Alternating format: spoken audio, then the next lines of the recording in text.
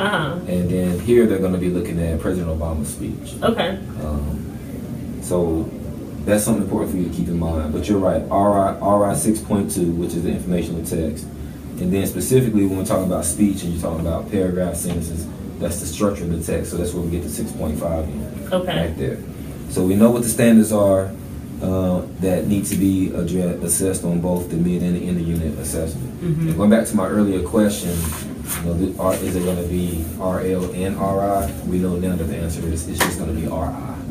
Got it. On the end of unit assessment, it's just going to be RI. Okay. Do the mid and end unit assessments list any other standards that haven't been covered in the unit?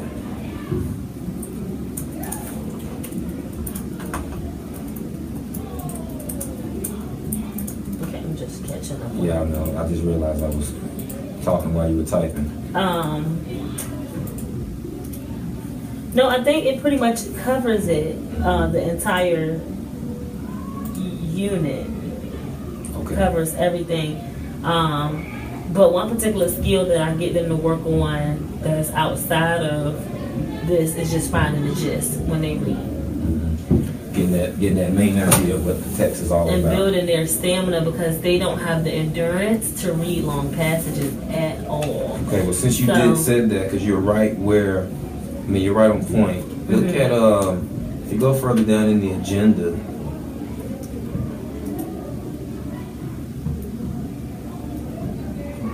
under understanding lessons 1 through 5, number 4, what unfinished learning from earlier grades, or in this case, earlier in the unit, earlier in the school year, might you need to address to ensure that all students can access grade level text. Let's go ahead and put that for number 4.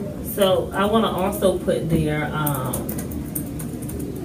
citing, because it's not that they can't do it, they do it, and they do it well when they do it.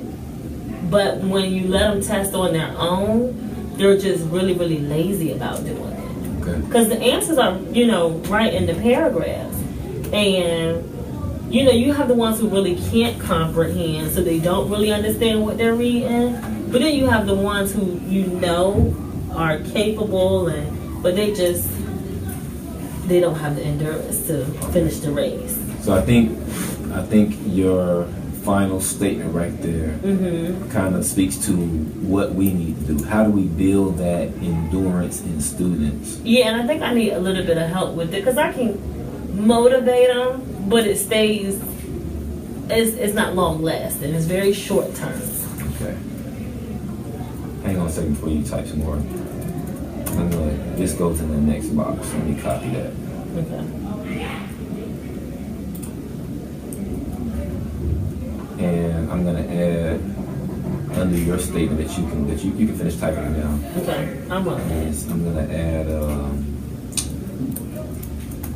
need assistance helping students make finding the gist a habit of reading. Okay. And that's for me. I'm gonna put that in yellow. Okay. To know. Okay. It'll be a lot easier too because if they find the gist of the paragraphs, when they go back, it makes citing so much easier. And I don't think they understand how those two relate.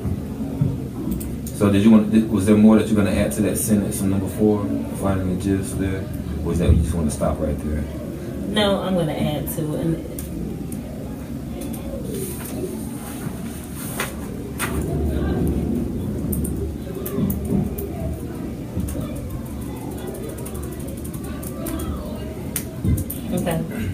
Now, I do want to note, number 3, are there any other standards or skills covered on the assessments that are not explicitly taught in the unit?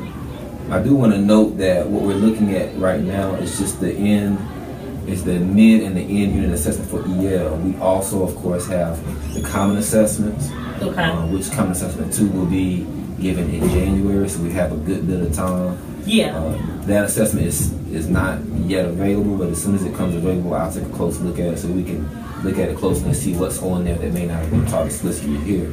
Okay. And then we will incorporate that into the instruction as well. Okay. Let me refresh my screen because I didn't see where you.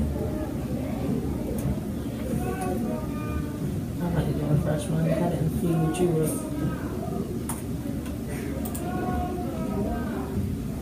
Okay, I see it there now. Oh, I see why. I think you still typed it in the wrong place. I think so. I'm gonna copy it. I'm gonna cut it and put it down there. Okay.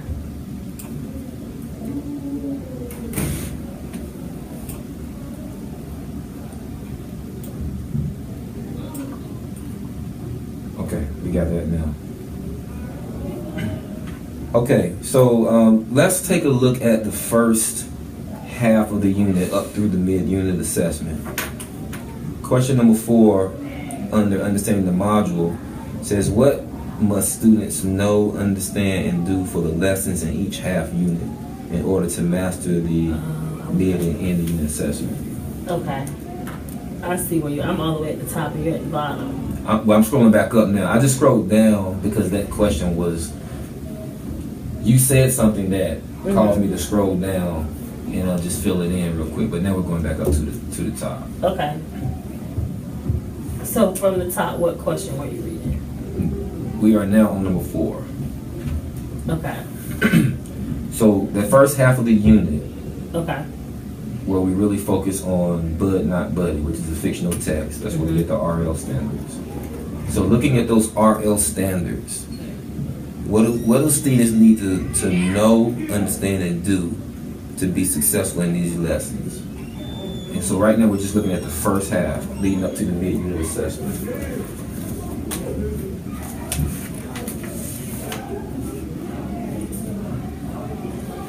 Okay, so I believe they need to understand what figurative language is. Okay. And they still need to know how to cite. Let's break each one out. So when you talk about figurative language, what specific figurative language are we talking about in these lessons? Similes and metaphors I know are included. Okay. And I believe there's a little use of alliteration and personification as well. I'm just spitting that right off of what I remember from doing. But you're right. The heavy focus is on the simile and the metaphor. Yeah. Okay, so let's start there. In terms of know, understand, and do, what do they need to know about simile and metaphor? They need to know what the definition and how to recognize them. Okay, so that's identification, right? Right. So let's write that in there. They need to be able to identify similes and metaphors. Okay. I think I'm still going right in the wrong box. No, now you're at the top. You're Okay. You're at the top now, number 4. And the answer to number 3 was just no. I'll put that in.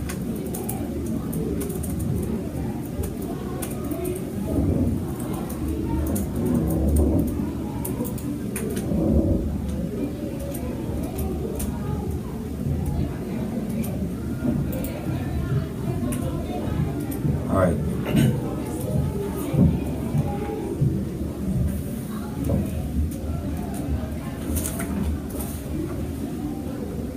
What about understand? What do they need to understand about similes and metaphors? Beyond just identifying it, beyond just being able to pick it out of a text, what do they need to be able to understand about metaphors?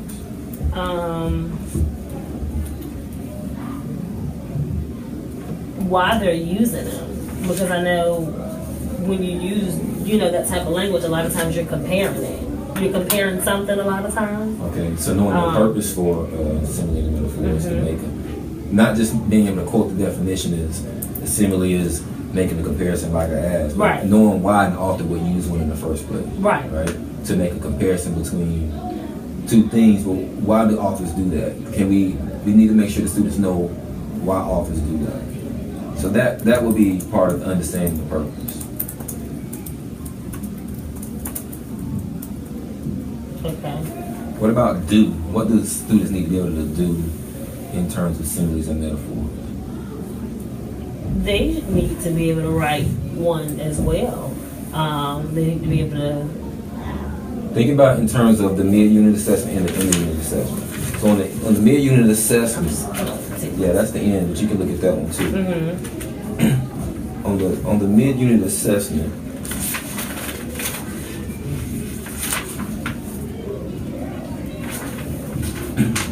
it says that students will focus on one passage from chapter 5 of Bud Not Buddy. Mm-hmm.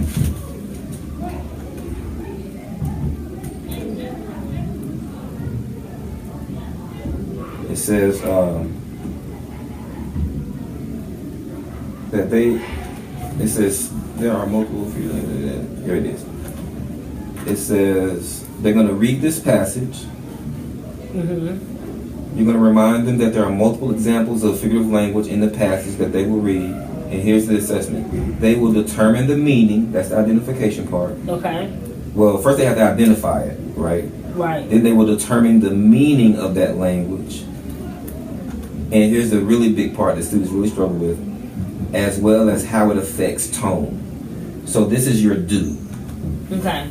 Okay, so your know is just to know what a simile is and what a metaphor is.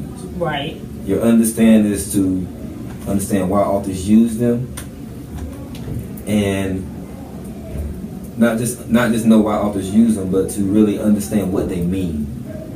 Right. Mm-hmm. So in other words, if a writer writes, and if a reader sees a metaphor or a simile that says he was as fast as lightning, Mm-hmm. okay, they can identify it because it has like an as in it. They know what it means. It means he was really, really, really fast. Mm-hmm. All right, and that's why the author used it. But how does it affect the tone?